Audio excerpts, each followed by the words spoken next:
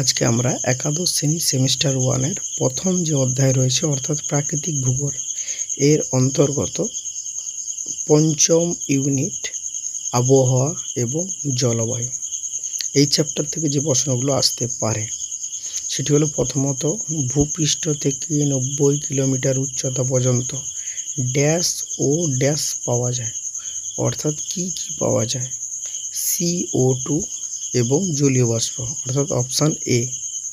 বেতার তরঙ্গ কোন স্তরে প্রতিফলিত হয়ে পৃথিবীতে পুনরায় ফিরে আসে? এটি হবে আয়োনোস্ফিয়ার, অপশান এ। 3 নম্বর প্রশ্ন, জেট বিমান চলাচলের ক্ষেত্রে বায়ুমণ্ডলের কোন স্তর সবথেকে বেশি উপযোগী? এটা হলো স্ট্র্যাটোস্ফিয়ার, অপশান ডি। বায়ুমণ্ডলের উচ্চ মাত্রায় পরিবর্তনশীল গ্যাসীয় উপাদানটার নাম কি? সেটি হলো কার্বন ডাই অক্সাইড, অপশান এ। বায়ুমণ্ডলের ভাসমান কঠিন এবং সূক্ষ্ম কণার সমষ্টিকে কি বলে? Option C, aerosol. বায়ুমণ্ডলের একটি নিষ্ক্রিয় গ্যাসের নাম কি? দেখো একাধিক নিষ্ক্রিয় গ্যাস আছে, এখানে অপশান ডি, ক্রিপ্টন।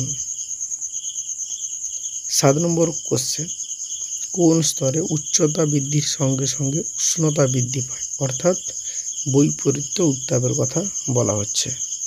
অপশান হবে এখানে যে স্ট্র্যাটোস্ফিয়ার, উচ্চতা বাড়লে উষ্ণতাও বাড়তে থাকবে, অপশান সি। 4 নম্বর প্রশ্ন, 8 নম্বর, মেরু প্রভা দেখা যায় বায়ুমণ্ডলের কোন স্তরে? Option D, ionosphere.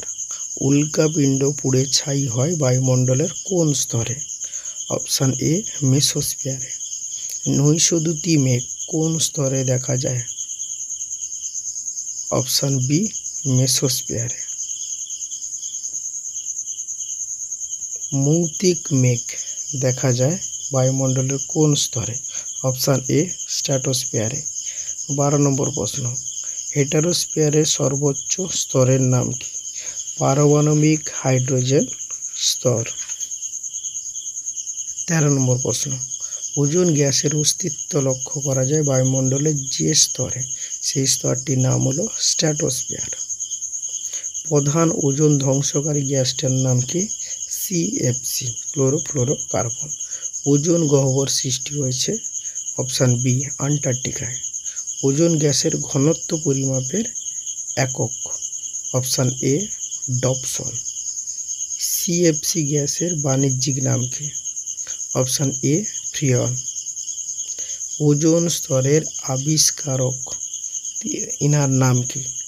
ইনি হলেন জেসি ফারম্যান। ওজোন স্তরের ঘনত্ব পরিমাপক যন্ত্রের নাম কি? Option D, spectrophotometer. লাস্ট প্রশ্ন 20 নম্বর, ওজোন গ্যাসের অস্তিত্বের কথা বলেন কে? Option A, স্কোনবি।